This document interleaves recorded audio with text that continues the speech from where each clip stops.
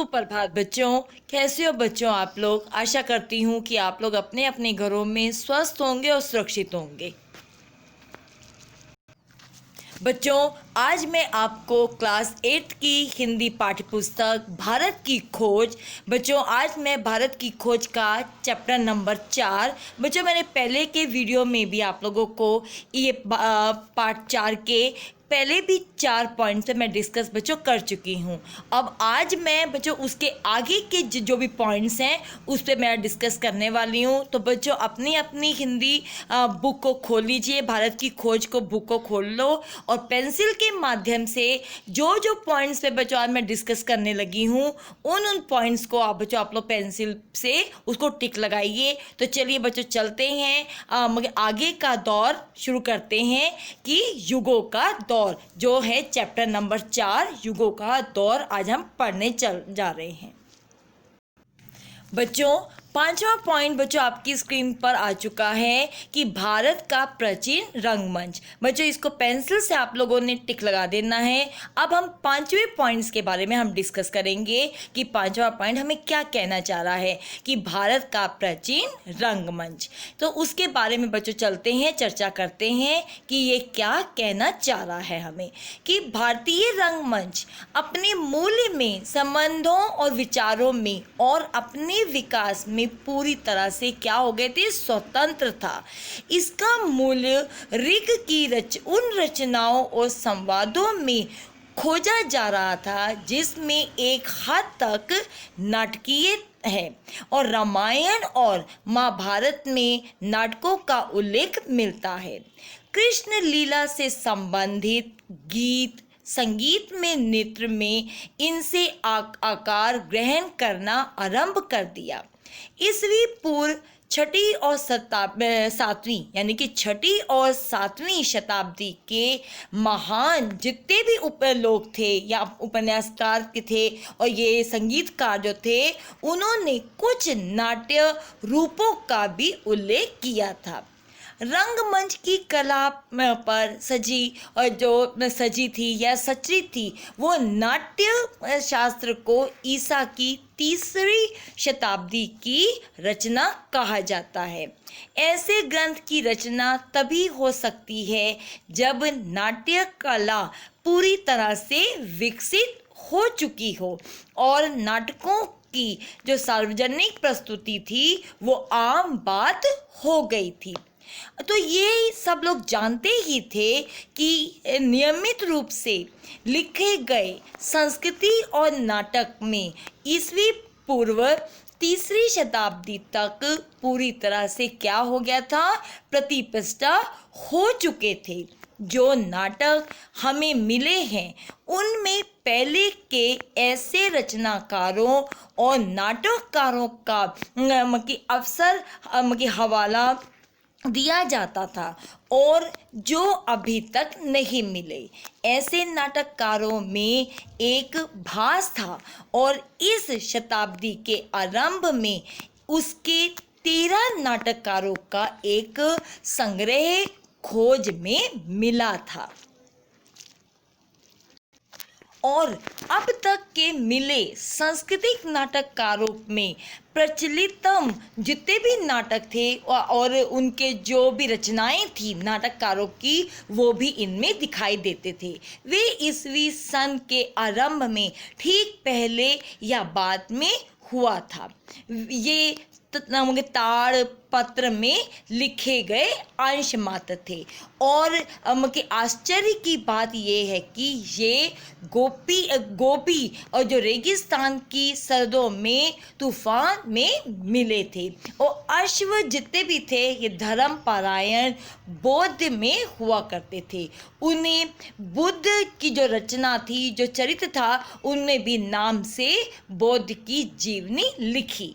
ये ग्रंथ बहुत प्रसिद्ध हुआ और बहुत समय पहले भारत, चीन और तिब्बत में बहुत क्या हो गए थे, लोकप्रिय हो गए थे। यूरोप को प्राचीन भारतीय नाटक के बारे में पहली जानकारी कितने में, 1789 में ईस्वी में तब हुई थी जब कालिदास के शकुंतला का सर विलियम जॉन ने अनुवाद में प्रकाशित हुआ था। सर विलियम जॉन के अनुवाद के आधार पर जर्मन, फ्रेंच और ये जितने भी इटालियन में भी इनके अनुवाद देखने को दिखाई देते थे। और गेटे में भी इसका प्रभाव बहुत ही क्या पड़ा, गहरा पड़ा। गेटे पर भी इसका प्रभाव बहुत ही गहरा पड़ा और उन्होंने शकुंतला की अधिकतर प्रशंसा की। इन्होंने की कि गेटे पर इनका क्या हुआ, गहरा प्रभाव पड़ा और उन्होंने शकुंतला की अत्यधिक प्रशंसा की थी। कालिदास को संस्कृति साहित्य का सबसे बड़ा कवि और नाटककार माना जाता है। किसको? कालिदास को संस्कृति साहित्य का सबसे बड़ा कवि और नाटककार माना जाता है। उसका समय अनिश्चित है, पर संभावना यही है कि वह 4वीं शताब्दी के अंत में गुप्त वंश के चंद्रगुप्त विक्रमादित्य के शासन काल में थे। माना जाता है कि वह दरबार के 9वें रत्नों में से एक थे। उनकी रचनाओं में जीवन के प्रति प्रेम और प्राकृतिक सौंदर्य के प्रति आवेग का भाव मिलता था। कालिदास की एक लंबी कविता है मेघदूत। कालिदास की एक कौन सी कविता है लंबी? मेघदूत। वे प्रेमी जिसे बंधा करके उसकी प्रेमाशय से अलग कर दिया, वर्षा ऋतु में एक बादल से अपनी तीव्र चाहत का संदेश उस तक पहुंचाने के लिए करता था। और कालिदास से संभवतः काफ़ी पहले एक बहुत प्रसिद्ध नाटक की रचना हुई थी। और वो जो नाटक का जो था वो किस पे आधारित था? मिट्टी की गाड़ी, यानी कि मिट्टी की गाड़ी। ये एक कोमल और एक हद से बनावटी नाटक था। लेकिन इसमें ऐसा सत्य था जो हमें प्रभावित करता था। लेकिन इसमें ऐसा एक सत्य था जो क्या करता था? हमें प्रभावित करता था और हमारे सामने उस समय की मानसिकता और सभ्यता की झांकी प्रस्तुत करता था। बच्चों, 400 ईस्वी के लगभग चंद्रगुप्त मौर्य द्वितीय के शासन काल में भी और एक प्रसिद्ध नाटक लिखा गया। कौन सी ईस्वी में? 400 ईस्वी के लगभग चंद्रगुप्त द्वितीय के शासन काल में भी एक और प्रसिद्ध नाटक लिखा गया था। ये विशाख दत्त का नाटक मुद्रा राक्षस था। वह विशुद्ध राजनीतिक नाटक था जिसमें प्रेम या किसी पुराण कथा को आधार नहीं बनाया गया था। कुछ अर्थों में ये नाटक वर्तमान स्थिति में बहुत ही प्रचलित हो गया था। राजा हर्ष, जिसने 7वीं शताब्दी ईस्वी से एक नया साम्राज्य कायम किया और नाटककार भी था, हमें उसके लिखे हुए 3 नाटक मिले। और 7वीं सदी के आसपास ही भयभूति हुआ और जो संस्कृत साहित्य का चमकदार क्या बना? सितारा था। वह भारत में बहुत ही लोकप्रिय हुआ और केवल कालिदास का ही स्थान उसके ऊपर माना जाता है। संस्कृत नाटककारों की ये धारा सदियों तक बहती रही, लेकिन 19वीं शताब्दी के आरंभ में गुणात्मक दृष्टि से स्पष्ट रूप से उनमें हास्य दिखाई देने लगा। प्राचीन नाटकों की कालिदास तथा अन्य लोगों के भाषा मिलती जुलती है।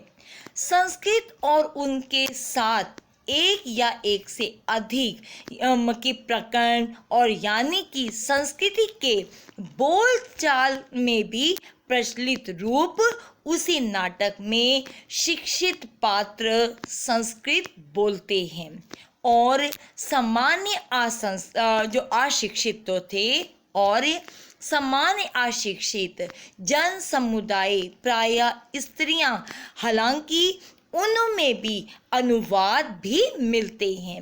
ये साहित्य, भाषा और लोकप्रिय कला के बीच में क्या हुआ था, एक समझौता हुआ था। फिर भी प्राचीन नाटक अक्सर राज दरबारों और उसी प्रकार के अभिजात दर्शकों के लिए भी ये कला को प्रस्तुत करते थे। फिर भी प्राचीन नाटककार और अमकी उसमें राज दरबारों या उसी प्रकार के अभिजात दर्शकों के लिए अभिवादी जाति कला का प्रस्तुति करते हैं। इस ऊंचे दर्जे के साहित्य में रंगमंच के अलावा हमेशा एक लोक मंच भी रहा है। इसके आधार पर भारतीय पुराकथाओं में महाकाव्यों से लिया गया जो कथाएं थी वो भी होती थी। जितने भी बच्चों उनके जो आधार थे, जिनका भी आधार भारतीय जो कथाएं थी और महाकाव्यों से ली गई कथाएं होती थी।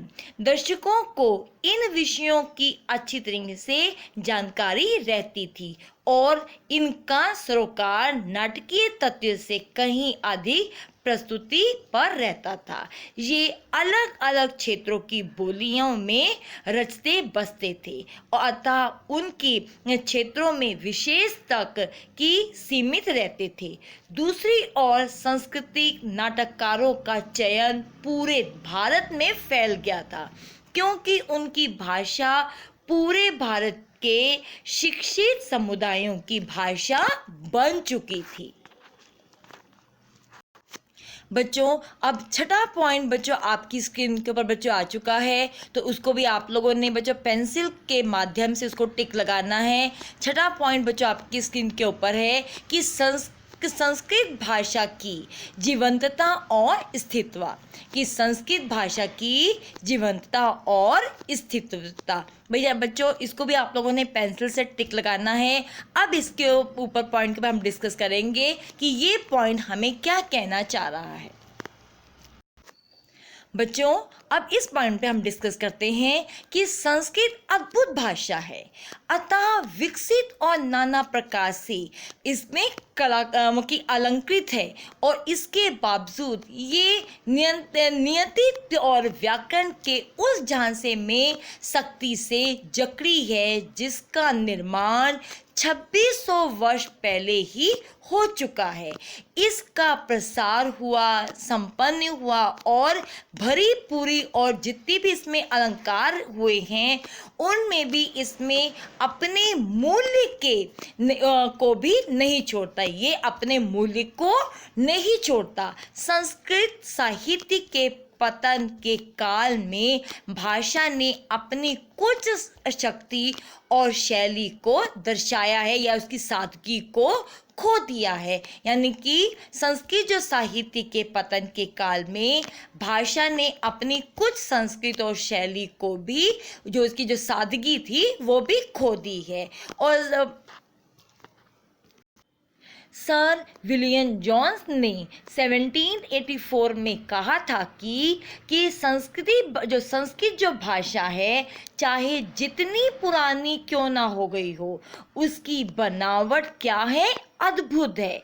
यूनानी भाषा के मुकाबले ये अधिक पूर्ण है और तनानी के मुकाबले में अधिक उत्कर्ष है और दोनों के मुकाबले अधिक प्रकृष्ट है, पर दोनों के साथ साथ वे इतनी अधिक मिलती जुलती है कि यह संयोग अकृत्रिम नहीं हो सकता। ये साफ पहचाना जा सकता है कि इन सभी भाषाओं का स्रोत क्या है, एक ही है, जो सदैव या जो सदा हम मौजूद नहीं कर सकते।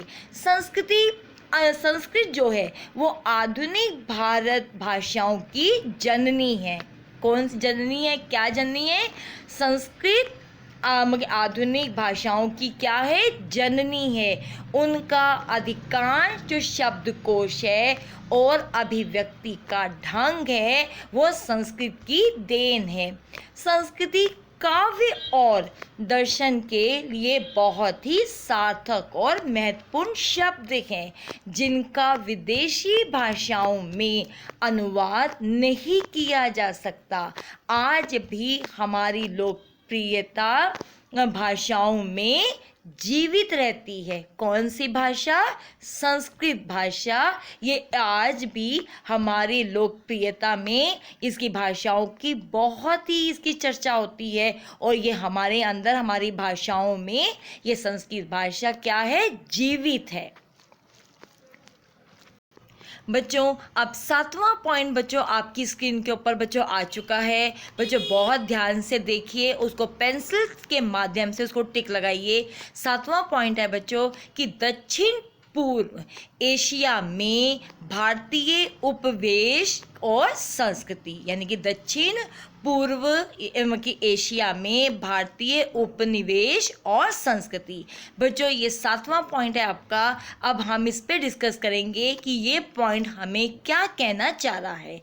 कि अब पढ़ते हैं और आगे बढ़ते हैं कि रविंद्रनाथ टैगोर ने लिखा था कि हमारे देश को जानने के लिए उस युग की यात्रा करनी होगी जब भारत ने अपनी आत्मा को पहचान करके अपनी भौतिक सीमाओं का अतिक्रमण किया। हमें केवल बीते हुए समय में जाने की ज़रूरत नहीं है। हमें केवल बीते हुए समय में जाने की ज़रूरत नहीं है, बल्कि तन से नहीं तो मन से एशिया के विभिन्न देशों की यात्रा करने की ज़रूरत है, जहां भारत के अनेक रूपों में अपना विस्तार किया था। मगर पिछली चौथी सदी का दौरान दक्षिण पूर्वी एशिया के इस दूर तक फैले क्षेत्र के इतिहास पर बहुत ज़्यादा प्रकाश डाला गया। इसे कभी भी इसको भारत ही कहा जाता था, और लेकिन अब भी बहुत सी कड़ियाँ नहीं मिली। बहुत से जो अंधा विरोधी थे वो भी नहीं मिले। अतः सामान्य रूप से सामग्री की कोई कमी नहीं थी और भारतीय पुस्तकों के हवाले मिले। अरब यात्रियों के लिखे हुए वृत्तांत हैं और इन सबसे अधिक महत्वपूर्ण है चीन से प्राप्त ऐतिहासिक विवरण। इसके अलावा बहुत से पुराने शीर्ष लेख में पत्र मिले और जावा और बाली में भारतीय स्रोतों पर भी आधारित साहित्य है। इसमें अक्सर भारतीय महाकाव्यों जो कथाओं का भी अनुवाद किया गया है। यूनानी और जितने भी स्रोत हैं से भी कुछ सूचनाएं हमें मिली हैं, लेकिन इन सब से बढ़कर प्राचीन इमारतों का विशाल खंडर है। विशेषज्ञों और अंगकरों का भी बोलबाला है और ये भी बहुत ज़्यादा ही प्रसिद्ध है। ईसा की पहली शताब्दी से लगभग 900 ईस्वी तक उपनिवेशीकरण की 4 मुख्य लहरें दिखाई पड़ती हैं। इनके बीच बीच में पूर्व की ओर जाने वाले लोगों का सिलसिला अवश्य रहा होगा। इन्होंने साहित्यिक जितने भी ये थे अभियानों की सबसे विशिष्ट बात ये थी कि इनका आयोजन स्पष्ट राज्य द्वारा किया जाता था। दूर दूर तक फैले हुए उपनिवेशों की जो शुरुआत थी वो लगभग एक साथ ही होती थी और वे उपनिवेशन जो युद्ध थे उसकी दृष्टि से भी ये क्या करते थे, महत्वपूर्ण स्थानों पर भी और महत्वपूर्ण भागों पर भी और मार्गों पर भी ये कायम किए जाते थे। इन बस्तियों का नामकरण पुराने भारतीय नामों के आधार पर ही किया जाता था। इसी तरह इन्हें बहुत सारा सामान भी दिया जाता था और उस समय के ये क्या बोलते थे, कार्बोस कहा जाता था। और जावा स्पष्ट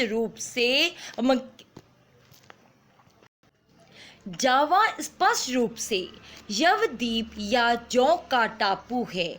ये आज भी एक अन्य विशेष का नाम है। प्राचीन पुस्तकों में आए हुए नामों का संबंध भी प्रायः खनिज धातुओं या किसी उद्योग या खेती की पैदावार से होता है। इस नामकरण में खुद ब खुद ध्यान व्यापार की ओर जाता है। ये व्यापार ईसा पूर्व 3री और 2री शताब्दी में धीरे धीरे बढ़ गया। इन ऐतिहासिक व्यवसायों और व्यापारियों के बाद धर्म प्रचार का जाना शुरू हो गया, क्योंकि ये समय अशोक के ठीक बाद का समय था। संस्कृत की प्राचीन कथाओं से और यूनान और अरबी दोनों में व्यंजनों से प्राप्त होता है या पता लगता है कि भारत और सुदूर पूर्व के देशों के बीच कम से कम ईसा की 1ली शताब्दी में नियमित समुद्री व्यापार होता था। ये स्पष्ट है कि प्राचीन भारत में जहाज बनाने का उद्योग बहुत विकसित और उन्नति पर था। उस समय बनाए गए जहाज़ों का कुछ वर्णन भी मिलता है। बहुत से भारतीय बंदरगाहों का उल्लेख भी मिलता है। 2री और 3री शताब्दी की दक्षिण भारतीय सिक्कों पर दोहराए पाल वाले जहाज़ों का भी चिन्ह अंकित किया जाता है। अजंता के भिन्नत और चित्रों में लंका विजय और हाथियों को भी ले जाते हुए जहाज़ों का चित्र है। महाद्वीपों के देशों वर्मा और हिंद चीन पर चीन का प्रभाव अधिक था। टापुओं और मलन में प्रायः द्वीप पर भारत की छाप अधिक थी। आमतौर पर शासन पद्धति और सामान्य जीवन दर्शन चीन ने दिया और धर्म और कला भारत ने। इन जो भारतीय उपनिवेशों का इतिहास 1300 साल या इससे भी बहुत अधिक का था। ईसा की 1ली या 2री शताब्दी से आरंभ होकर 15वीं शताब्दी के अंत तक गया। बच्चों अब अगला पॉइंट बच्चों आपकी स्क्रीन के ऊपर बच्चों आ चुका है। 8वां पॉइंट कि उसका पॉइंट का नाम क्या है कि विदेशों पर की भारतीय कला का प्रभाव, यानी कि विदेशों पर भारतीय कला का प्रभाव। बच्चों ये 8वां पॉइंट है जो आपकी स्क्रीन के ऊपर सामने आ चुका है। तो बच्चों आज हम इस पर डिस्कस करते हैं कि ये पॉइंट हमें क्या कहना चाहता है कि भारतीयों पर 8वां पॉइंट है विदेशों पर भारतीय कला का प्रभाव। तो बच्चों अब इस पर डिस्कस करते हैं कि ये पॉइंट हमें क्या कहना चाह रहा है कि भारतीय सभ्यता ने विशेष रूप से दक्षिण पूर्वी एशिया के देशों में अपनी जड़ें जमाई। इस बात का परिणाम आज भी यहाँ पर मिलता है। चंपा, विजय, श्री विजय जो जितने भी दूसरे स्थानों पर संस्कृत के बड़े बड़े अध्ययन केंद्र थे, यहाँ पर जिन स्थानों पर या जिन राज्यों का उदय हुआ उनके शासनकारों के नाम विशुद्ध भारतीय और सांस्कृतिक नाम से आधारित है। इसका अर्थ ये नहीं है कि वे विशुद्ध भारतीय थे, पर इसका अर्थ ये भी अवश्य है कि उनका भारतीयकरण किया गया था। राजकीय समारोह भारतीय ढंग से संस्कृति में संपन्न किया गया और राज्यों के सभी कर्मचारी के पास संस्कृत की प्राचीन पदवी थी और उनमें से कुछ पदवियों के पदनाम न केवल थाईलैंड बल्कि अलग अलग जगहों पे भी उन्होंने अपनी भूमिका का निर्माण किया था। मुस्लिम हिरासतों में भी अभी तक चले आ रहे थे। इंडोनेशिया के इन स्थानों के प्राचीन साहित्य भारतीय पुराकृतों में ग्रंथों में भी भरे हुए थे। जावा और बाली के मशहूर नृत्य भारत से लिए गए थे। भारत के छोटे से टापू ने अपनी भारतीय संस्कृति को भी अभी तक बहुत सीमा तक कायम रखा था।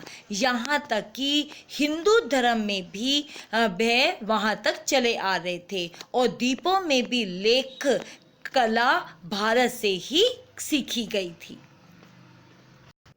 लेकिन भारतीय प्रभाव सबसे अधिक प्रकट रूप से प्रचलित भारतीय बस्तियों का कला और वास्तुकला में दिखाई पड़ता है। इस प्रभाव से अंगकोर की इमारतों पर भी मंदिर तैयार हुए। जावा में बोरो में भी जीवन कथा पत्थरों में उत्कर्णीय है। दूसरे स्थानों पर जितने भी निष्क्रिय के विष्णु थे, राम थे और कृष्ण की गाथाएं अंकित हुई हैं। भारतीय कला का भारतीय धर्म और दर्शन से इतना गहरा रिश्ता था कि जब तक किसी को उन आदर्शों की जानकारी ना हो तो इनसे भारतीय मानसिक सिस्टम का होता है, तब तक उनके लिए इनको पूरी तरह से सहना संभव नहीं था। भारतीय कला में हमेशा एक धार्मिक प्रेरणा होती थी जो कि प्रारंभिक होती थी। कुछ वैसे ही इसमें यूरोप के महान गिरजाघरों के निर्माण को भी प्रेरित किया गया था। सौंदर्य की कल्पना को आत्मनिष्ठा रूप से की गई थी, वस्तुनिष्ठा रूप में भी नहीं। वे आत्मा से संबंध रखने की चीज थी, भले ही वे रूप या किसी पदार्थ में आकर्षण आकार का संग्रह क्यों ना हो। भारतीय कविता और संगीत की तरह कला का भी कलाकार से ये उम्मीद की जा सकती है कि वह प्रकृति की सभी मनोदशाओं से संबंधित करे या स्थापित करे और ताकि वह प्रकृति के विषय के साथ मनुष्य के मूलभूत सामंजस्य की अभिव्यक्ति कर सके। भारत की विशेषताएं उनकी मूर्ति कला और स्थापना कर सकती है, जिस तरह से चीन और जापान की विशेषताएं उनकी चित्रकला में करती आई है और वो बहुत ही प्रचलित होती गई थी। भारतीय कला अपने आरंभिक काल में प्राकृतिकवाद से भरी है, जो कुछ अंशों में चीनी प्रभाव के कारण हो सकता है। भारतीय कला के इतिहास की विभिन्न अवस्थाओं पे चीनी प्रभाव दिखाई पड़ते हैं। चौथी से छठी और शताब्दी में ईसा से गुप्त काल के दौरान, जिसे भारत का स्वर्ण युग कहा जाता है, अजंता की गुफाएं खोदी गईं और उनमें भित्ति चित्र बनाए गए। बाघ और बादामी के गुफाओं में इस काल की रेखाएं हैं। अजंता हमें इसी स्वप्न की तरह दूर परंतु दरअसल एक कदम वास्तविक दुनिया में ले जाती है। इन भीगे चित्रों को बौद्ध भिक्षुक ने बनाया है। बहुत समय पहले उनके स्वामी ने कहा कि स्त्रियों से दूर रहो, उनकी तरफ देखो भी नहीं क्योंकि वे खतरनाक है। इसके बावजूद इन चित्रों में स्त्रियों की कमी नहीं है। सुंदर स्त्रियां, राजकुमारियां, नृत्यकलियां जितनी भी हैं, ये अपना खूबसूरत श्रृंगार करके शोभा यात्रा में की जाती थी। 7वीं 8वीं शताब्दियों में ठोस चट्टानों को काट करके अलोरा की विशाल गुफाएं तैयार हुई, जिनके बीच में कैलाश का विशाल मंदिर है।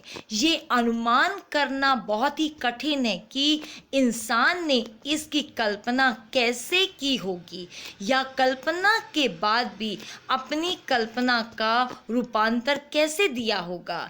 एलिफेंटा की गुफाएं भी इसी समय की हैं, जहां प्रभावशाली और रहस्यमय त्रिमूर्ति बनी है। दक्षिण भारत में महाबली की इमारतों का निर्माण भी इसी समय ही हुआ था। एलिफेंटा की गुफाओं में नटराज शिव की एक खंडित मूर्ति है जिसमें शिव नृत्य की मुद्रा में है। हेवेन का कहना था कि इस शत में भी अवस्था में भी ये मूर्तियां भीमकार शक्तियों का मूर्त रूप है। इनकी कल्पना अत्यंत विशाल है और भी जो ब्रिटिश जो संग्रह में भी शिव का संजन और नाश करते हुए नटराज में शिव की मूर्ति एक मूर्ति का जिक्र बहुत अधिक किया जाता है और उनका विटाल जो है रूप है वो युगों का आह्वान करती है। एक ऐसा चेहरा जिसमें समुद्र की गहराइयों पर और प्रति शांति, नीले आकाश की स्वच्छंदता और इंसानियत पहुंच से परे है और परम सौंदर्य की मूर्तिमान हुआ है। बच्चों, आज मैंने आपको बच्चों चैप्टर जो आप पढ़ाया है, आज मैंने जिस पे मैंने डिस्कस किया है बच्चों, उस पार्ट से संबंधित बच्चों मैं कुछ गृह कार्य आपको दे रही हूँ। बच्चों, आपकी स्क्रीन के ऊपर भी गृह कार्य बच्चों आ चुका है। बहुत बच्चों ध्यान से इसको देखिएगा और इसको आपने अपनी नोटबुक में बहुत अच्छी तरीके से इसको लिखिएगा। तो बच्चों, पहला प्रश्न आपकी स्क्रीन के ऊपर है कि भारतीय रंगमंच की क्या विशेषताएं हैं। पहला प्रश्न है भारतीय रंगमंच की क्या विशेषताएं हैं। दूसरा है अजंता की गुफाएं में जो खुदाई थी वो कौन से काल में हुई थी। अजंता की गुफाओं की खुदाई कौन से काल में हुई थी। तीसरा प्रश्न है कुपाषाण काल में बौद्ध धर्म ने किन दो समुदायों में बट गया था। चौथा प्रश्न है गेटे ने किस संस्कृति नाटक की प्रशंसा की थी। और पांचवा है महायान के सिद्धांतों का ज्यादा प्रचार कहाँ हुआ था। बच्चों, ये 5 प्रश्न हैं जो आपकी स्क्रीन के ऊपर बच्चों आए हुए हैं। इसको बच्चों बहुत ही ध्यान से आप लोगों ने अपनी हिंदी की नोटबुक में इसको करना है बहुत अच्छी ढंग से। और मुझे होमवर्क इसको कंप्लीट करने के बाद मुझे होमवर्क सबमिट करना है ताकि मैं आपका गृह कार्य को अच्छी तरीके से चेक कर सकूं। बच्चों, आशा करती हूँ कि आज का जो ये चैप्टर मैंने पढ़ाया है वो भी आपको बहुत अच्छी तरीके से समझ में आ गया होगा। बच्चों, अब कल मिलते हैं क्योंकि ये चैप्टर बहुत बड़ा है। अब कल आपको मिलके आगे का मैं वीडियो मैं बताऊंगी। ओके बच्चों, bye, goodbye, take care.